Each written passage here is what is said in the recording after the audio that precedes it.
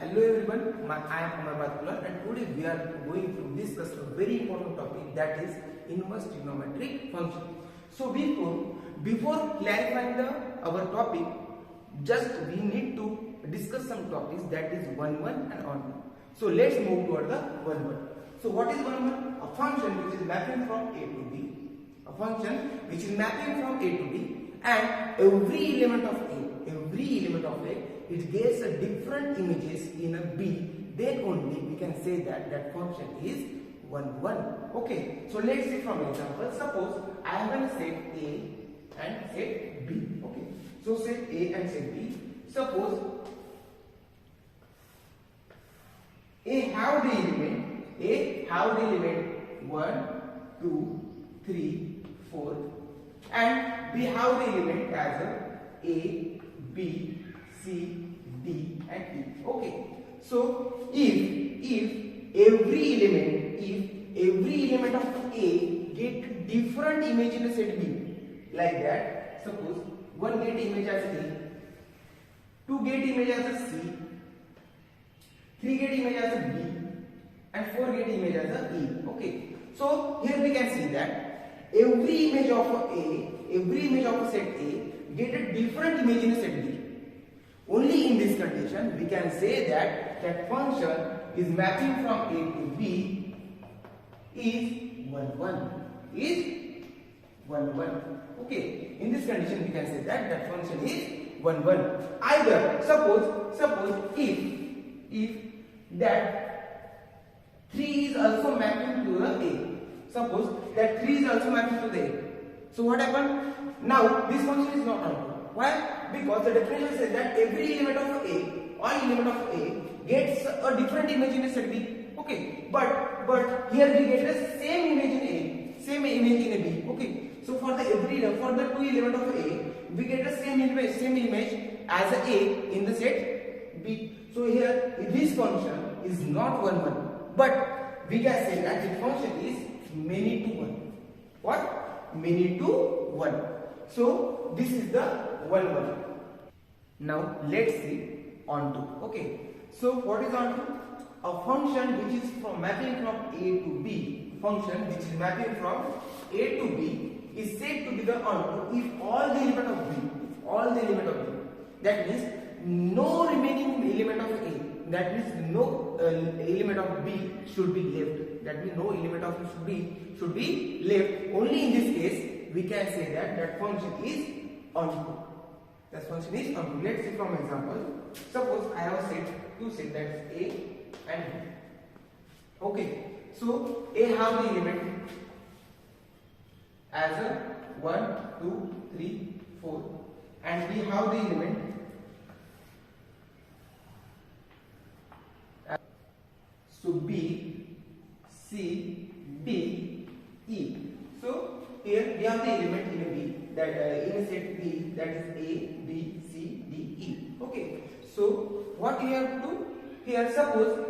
Suppose every element of B gets a pre-image in set A.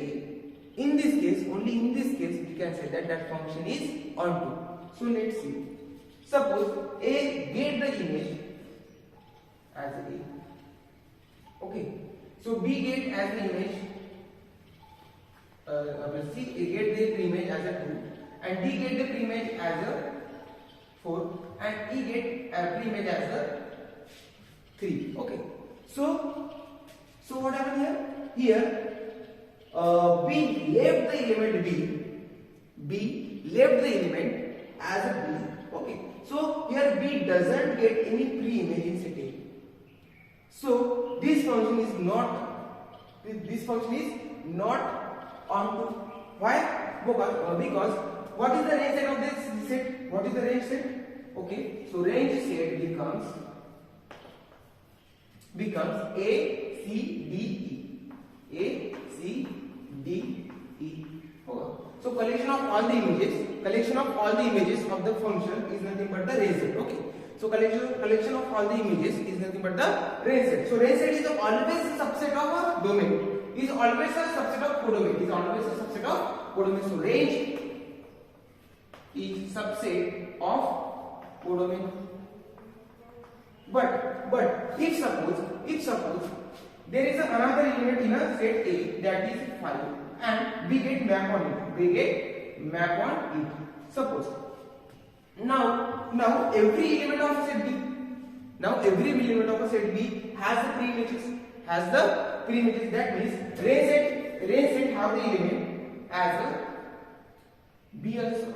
Okay, so now range set is equal to the B.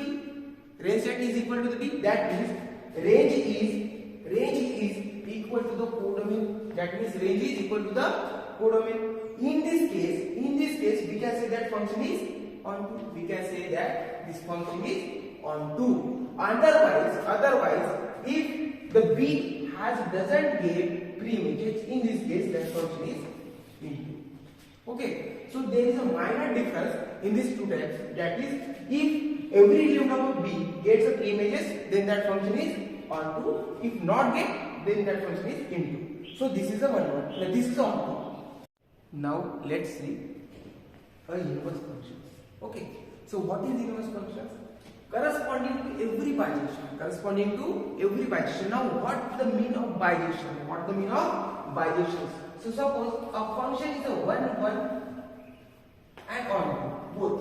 A function is 1 1 and on both. Then that function is said to be the bijection.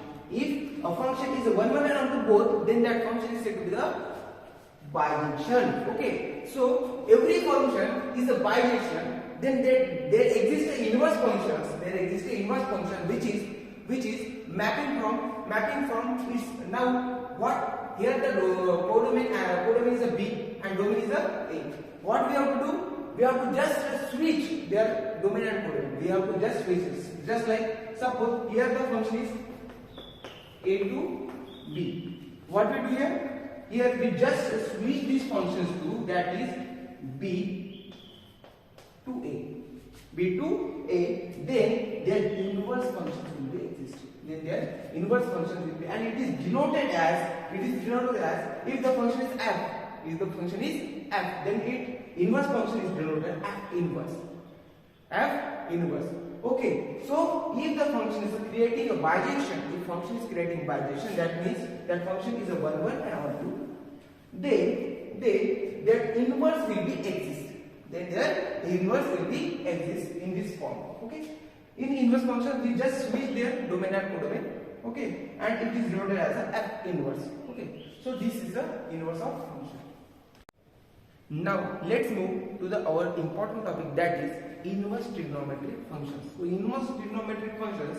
So we know that we know all which are the trigonometric functions. So trigonometric functions are sin x,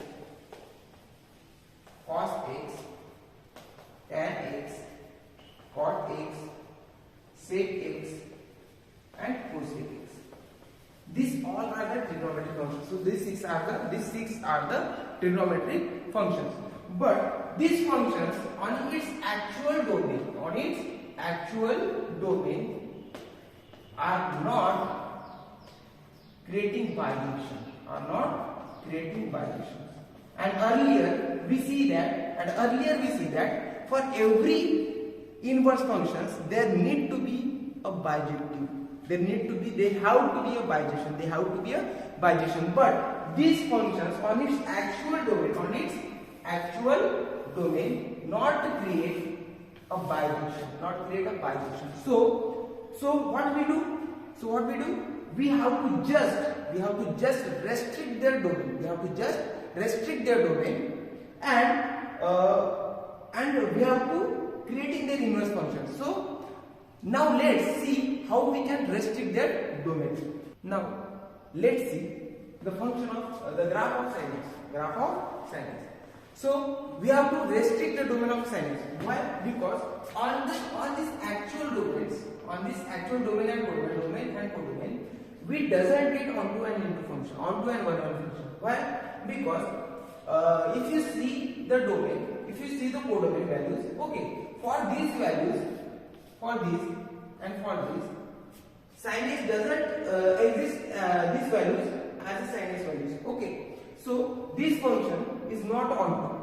And if you look towards the minus 3 pi by 2, pi by 2 and 5 by 2. Okay, if you see on this value 3 pi by 2 we will get 1 as a function as a value of sin x. Okay, and pi by 2 we will get 1. So there are a single image for the different values. There are a single image in a domain, in a codomain for these values. Okay, so this is not a one-one function. This is not a one-one function. So if we restrict the domain, what happens if we restrict the domain in between pi by 2 minus pi by 2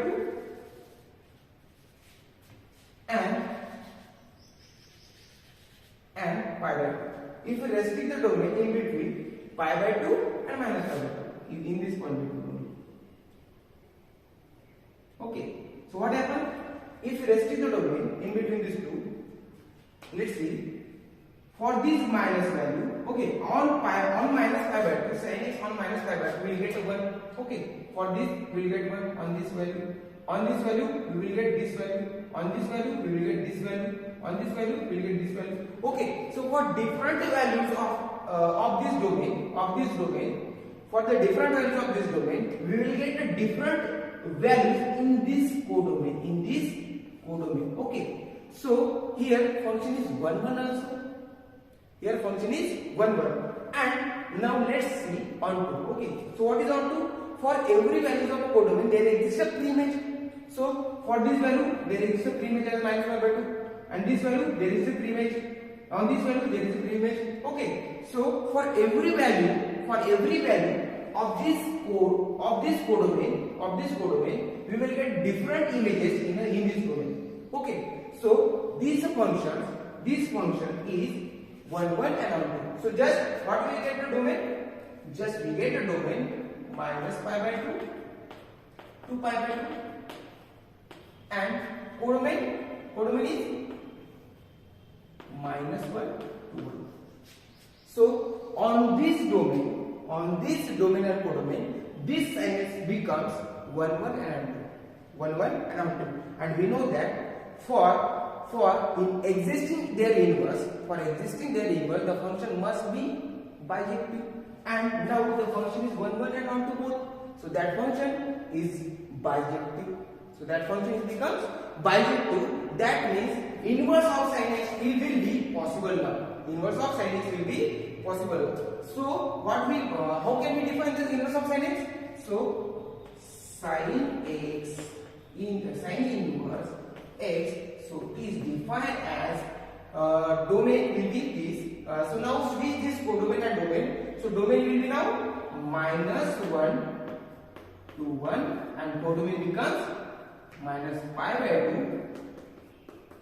2 to pi by 2. Okay. Similarly, as like sin x, we can find out the domain and codomain of cos x, tan x, and sec x, cosec x. All this we can possibly find out these domains and codomains. So just like that, we can define the inverse of trigonometric functions.